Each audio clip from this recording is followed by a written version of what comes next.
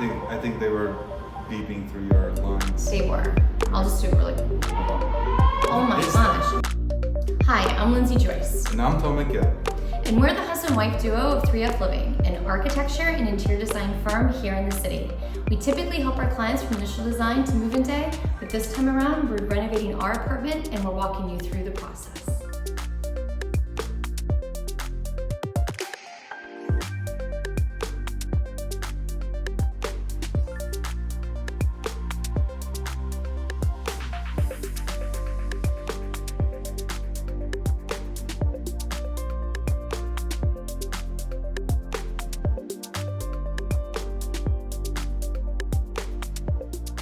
So on today's episode, we're going to be talking a little bit about the process and making sure that everybody understands a little bit more the step-by-steps that it takes to get to start your renovation. It all starts with a site survey from an architect documenting your existing conditions on what you have. Then it also requires us talking about the scope of work. And based on the scope of work, it will determine on whether you have a cosmetic renovation or a major renovation. Major renovations typically have to go to DOB. Three things really kind of drive that ticket to have to go to DOB in that type of way. And Tomek, maybe you could talk about those three things. Sure. Technically, if you're removing anything more than 45 square feet, which is about the size of a door, you have to file with the DOB, which basically means that you're changing the layout of your apartment. So as soon as you start moving walls or thinking about kind of reconfiguring your apartment, you should understand that you're gonna have to file that work with the DOB. Technically, all projects go through the DOB, even if you're just replacing plumbing fixtures in kind, but it's a different kind of application. It doesn't require the GC portion that Lindsay described earlier. You would do that with just the plumbing application. However, anything over 45 square feet will have to get filed. And tub to drain conversion. So two other things that actually require you to have to go and consider a major change of your plan is when you're changing from a tub to a shower or a shower to a tub. That will definitely stem you having to go to a formal application at the DOB. As well as if you're buying, for example, a junior 4 and you have that extra dining room that has a window and has heating and cooling in it, but you want to turn it into a bedroom, if you turn it from a dining room to a bedroom, that will also require you to go to DOB because you're putting up a wall and you're changing the room type, which also affects life safety. And the layout of the apartment. Which affects how you exit the apartment, how you circulate through it, and all of that has to get reflected in the DOB records. Once you realize that you do have to go through that formal review process, there are 3 consultants that you would have to get on board day one, which you should have on board even if you were doing a cosmetic. What would be considered cosmetic? Replacing kind, redoing floors, and a paint job. Anything that's really disturbing the structure, anything that's adding to the scope, that all would be considered more major instead of cosmetic. Right. Cosmetic just means replacing whatever's in the apartment with just updated versions of it. So finishes, equipment, anything like that. If it's already there and you're swapping it out with something new, that's a cosmetic upgrade. So once you kind of do the site survey and we get the scope together and we kind of say, okay, well, based on the scope of work, you are gonna have to file this in a formal submission to DOB. So let's get prepared. Who do we need involved? Well, we have the architect, we need an expediter, and we need a TR1 inspector. We'll need an asbestos inspector to perform an asbestos test and produce an ACP of 5 to submit to the DOB. And then you'll also probably need an electrician day one just to produce a load letter. So if you are changing your equipment or doing anything in your kitchen whatsoever, even replacing in kind, they most likely will require a load letter. And most buildings will require a load letter just to demonstrate that whatever work that you're planning on doing basically is either a replace in kind or an upgrade to the electrical system. So why do we need an expediter, Tomek? What does that mean? Does it really expedite things? Like, what is that? Expediting goes back to the times where the DOB was not digital, where you actually had to go to the DOB and pull a ticket to submit your application and wait for a plan review. These days, the system is digital, so everything is done online. However, there's still lots of bureaucracy kind of involved with submitting these drawings, with following through, and the plan exams continue to happen on the back end of things. So the expediter is your representative with the to the DOB, basically, who basically fields all the questions, who submits the applications, clarifies things for the DOB. So all in all, it's kind of a full-time job to handle that side of the process. So that's why we continue to use expediters. That's why they're a very essential part of our process, because it's important to know how to navigate the system. And I would like to just step in here for a second, although things are digital now, it does not mean that it's just everything's just happening. Right. You still need that person there to push it, click the right button, push it into the right virtual folder, still make that phone call to the plan examiner, make that email to the commissioner, if need be. Essentially a process similar to what it was, except that the waiting room has been replaced with an online portal. I also think that it's a lot more transparent, right? As an owner, like before you'd be like, okay, it's in DOB, like what's happening, but it's hard copy, so you would never know. But now you can actually go on as the owner, you can see where it's at in the process, and I think the transparency is really great, but it's still essential to have an expert. As an owner, you're now part of this process, an active part of this process, and you receive updates from the DOB at every milestone in the review process, basically. So, Tomek, why don't you talk to us just very briefly on the TR1 inspector? What is that? Sure. TR1 inspections are special inspections.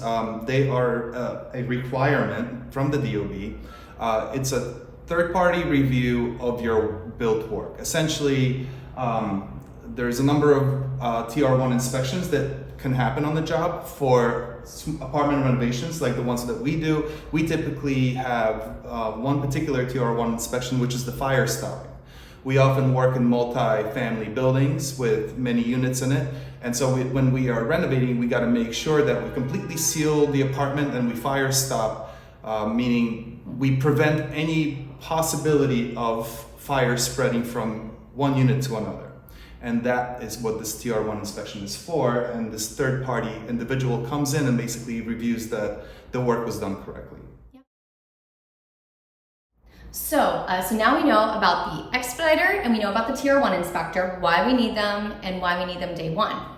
But we also need an asbestos inspector. And why do we need an asbestos inspector? Well, that's because the city and many other places in this country have gone through a period in the late 70s and early 80s where asbestos was widely used as a fire stopping agent in construction. As some of you may be aware, asbestos is actually toxic when it becomes airborne, which means that when it becomes a VOC or a fine particulate that can go into the air. So it is very important that we eliminate or cover asbestos when we find it on site, and it's important to know whether or not it's there. That's why we hire an asbestos inspector who tests the areas that are going to be renovated and the materials that will be removed to make sure that they don't contain the asbestos. So sometimes we have found asbestos. So what happens then? If you don't find asbestos, it's an ACP-5 form that gets submitted to DOB. But if they do find asbestos, then you basically have a choice. Let's say we find it in the floor, which is very common, because it's usually in the mastic, the black tar-looking stuff. If you have linoleum, watch out. Yeah, it's like usually underneath there. It's the glue essentially that like kind of glued down onto the floor. Sometimes you find it, sometimes you don't, but let's say you find it. So one way to kind of deal with the abatement of the asbestos is to just put new floors on top. Correct. You can easily do that if you have a very thin floor and you have enough of a threshold at the entry to your apartment. You can absolutely just put new floors on top and you're fine. Some people feel a little icky knowing that there's asbestos under there and they just want it abated, but it is a little costly. You know, you're essentially, you're gonna get demoed anyways, right? At the end of your project once you get started. But the cost of demo is much more expensive to abate, right? It's may probably about 30% more Right. to abate and demo and clear out, because you have to get the EPA involved, which is the Environmental Protection So Agency. the process is a lot more, more. invasive and intense, and you have to lab test all of the samples. Not only do you have to do that, but you also have to do a quality check on the air quality check after the asbestos has been removed to make sure that none of the particulates are in the air. So there's a lot of steps and it's very involved. But shockingly, does not take that long. No. We've actually had, we've gone through abatements and it's taken about a week. Right. So we've, from the It's start a little longer, but it's not. Depending on what you're abating. It's not a huge setback. It's not a huge setback. But the difference is that you have to abate. So you basically have to demo all of it before you go to DOB, and before you can even get co-op or condo approval. So that's why we test right in the beginning. We find out, like, from day one, do you have asbestos, do you not? Because sometimes that changes the scope of work. Some people might say, okay, fine, I'm not gonna move that wall if it has asbestos in it. We'll come up with something different. Typically you don't find it in walls. You do find it in floors, like I said, or you find it in popcorn ceiling. That's another space where we have found asbestos before. But like I said, we haven't found it all that often, and when we have, we've abated or we've just put new floors on top. Right. Both are completely acceptable as long as it's not disturbed, it's not airborne, and therefore it's not a health risk. Now, layering on top of asbestos-containing material does carry over some aesthetic implications. Yes. Basically, if you have an uneven floor that you're putting a new floor on top of, all the unevenness will translate to the new material. So you weigh your options. Ideally, removing it is the best way to kind of construct your new fit out. But if you don't have that option, there's alternatives. So now we found out why we need an expediter. Why do we need a TR1 inspector? Why do we need an asbestos inspector day one? And obviously an architect. Now, the last consultant that you need day one is an electrician. But why? Why do we need an electrician day one? Well, we need an electrician because we have to figure out how much loads we're proposing to install, electrical load, and whether or not the electrical box can handle these loads. Sometimes we're dealing with older apartments that have never been renovated. They have old wiring and old electrical boxes, and they may not be up to code. And so an electrician will help us kind of understand all of the electrical work that needs to be done in order to accommodate our renovation. So we need that day one, not just because of that, but also because most buildings require it. They want to see kind of evidence that what you're proposing matches will fit into the apartment the way it's designed. So and I want to just touch upon a few things that I experienced through this process involving loads.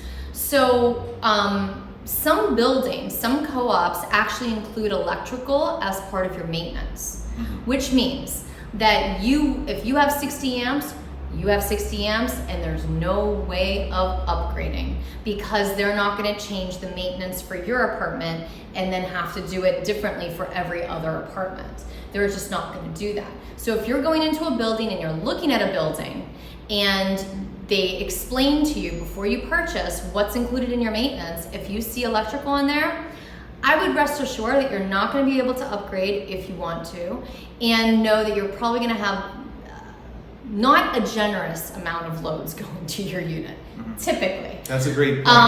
And that's a variable. So when you're looking for an apartment, I think that that's an important thing, that when you do your due diligence with your real estate lawyer and with your agent and all of that, that's something to really look for, especially in the city. Now, let's say that it's not included and you're having a separate bill, Con Edison, you set up your own account. Great. Well, then just because you see the box in the unit, like we did, it looked like we had 100 amps, right? And this is common, this really does happen. That's why the electrician will go down to the basement, look at the main line, what is actually feeding into the building. Not just that, but and what's going up. Cut that wire Yeah. to make sure that it's the size that the box shows upstairs. Yeah. Because they have to verify that the wire and the box and what's coming in is all correct and working together. Once they find out if those 3 things are correct, then they can tell you exactly how many amps are in your apartment and how much you would need to upgrade to should you want to do that type of work. Now, let's say you want to do that type of work, okay? Now, if we want to do that type of work, what does that cost? Well, typically, they'd have to then feed a wire from the basement, a new wire from the main, all the way up to your new box. And depending on what floor you're on, let's say you're on the 15th floor, you might reconsider that, because every floor is approximately $2,500 that they would have to charge you to feed it all the way up. So that could be like a $50,000 right. charge. The higher you up, typically the electrical mains are in the cellar. So the higher you up through the building, the upgrade is going to be more expensive. Yes. And it's a very important point that knowing the loads ahead of time is crucial, because it really informs how we design the apartment. It's going to tell us what kind of equipment to select, how much lighting we can add, what kind of an HVAC setup we can include. So it is something that we definitely have to do day one, not just because it's a building requirement, but just because it informs how we proceed forward. Yeah. So once we take the site survey, how long, what's that process, what does that look like? Well, honestly, it's a huge variable. It could take 6 weeks, it could take 2 months to get the drawings together to be able to submit to your board. I would say at minimum, you're looking at, for a very small scope of work, 4 to 6 weeks. That would be the earliest that we would be able to get all of our ducks in a row, get all of those consultants tested, get the forms together. All these things take weeks, and I gotta tell you, with each consultant, just account for 2 weeks for each one. So right there is like a month of just like waiting for things to come in. But we're not always just standing still. We also are doing a lot of things in tandem. So usually while the architecture team is working on developing the plans and getting the client's approval on the design and the process, we are also working on selecting finishes and getting rough budgetary estimates and things like that. So we know before we go to the co-op or condo submission what kind of white box estimate we're looking at and what we're doing. Yeah, and the co-op is really the wild card. Yes, that's the biggest wild card. Given the digital kind of portals that the city departments have. Not the city. The co-op is the biggest variable. What I was trying to say is that the city is a lot more predictable these days in terms of timing. However, the co-op may have its own rules and its own approach to reviewing these drawings, which is something that we can't predict as easily. So. No, we would say that typically when we do a proposal, we always account for 2 to 3 rounds of back and forth with the building's architect. I would say that's very common to go through 3 rounds. Each round you might start with 30 to 40 boilerplate comments and you whittle it down, but then you get that other building that just keeps adding on new comments every time it goes back to them, and you don't get all of them day one. It happens. And you get into round 8, 10, 12. Where you could have a board member or a president who is very particular about an item, and you may spend a little bit more time focusing on one thing in particular. So I'd say the biggest variable is really through this whole process is the co-op. Yes. The co-op and sure. condo review process. Is it going to take 2 months? Is it going to take 6 months? Yeah. We have seen it 9 months. Yes. So you just never know. Yeah. And at a certain point, when you do have those buildings that do take longer, we have to tell our clients, okay, listen, we either concede here or we keep fighting the good fight and trying to get this approved. Yeah. And it's up to the clients on whether they want to do that. When you're buying an apartment, I encourage everybody to get to know your neighbors, get to know your super, get to know your boards, because it will, getting your face in front of these people may make the process a little smoother. So we have quiz time. Quiz time, everyone. Who do you need to get started? Architect, expediter, TR1 inspector, asbestos inspector, and electrician. Get all of them, or just hire us and we can provide all of them for you. That's one thing, but you really do need all of them day one, and you need to get all of those things kind of reviewed and approved through your co-op, through all of those procedures. So co-op review process, then you're gonna go to LPC if you have a building that is of a certain historic district. If you don't go through LPC, then you go directly to DOB. You would have 2 applications, construction and plumbing. After those get approved, you get your TPPs through, your contractor does that, and then you pull permits and you start your job. That whole process from start to pulling permits can take, depending on the scope of work, and your building and the co-op and the board. But all of that could be 3 months, it could be 6 months, it could be a year. Truly, you never know. You know what you're getting, but I would say you're not getting it any quicker than 3 months from start to finish. You're not going to get it I don't think we've had it any more than 9 months to start. And then in our case, one example was that our property manager switched 3 times, so that in 1 year. So we had to start the review process 3 times in 1 year over. So our review started. That's a wild card. And that's a wild card. So again, it has to do with the co-op. Yeah. It's the co-op that really is the wild card, and just be prepared. But if you get all 5 of those people day one, then they will be able to walk you through the process, inform you of it, and make sure that you're making the right decisions. You will have all the pieces that you need to renovate. That's our show for today. Thank you for joining us for this episode. Please don't forget to like, comment, and subscribe. We'll see you next time.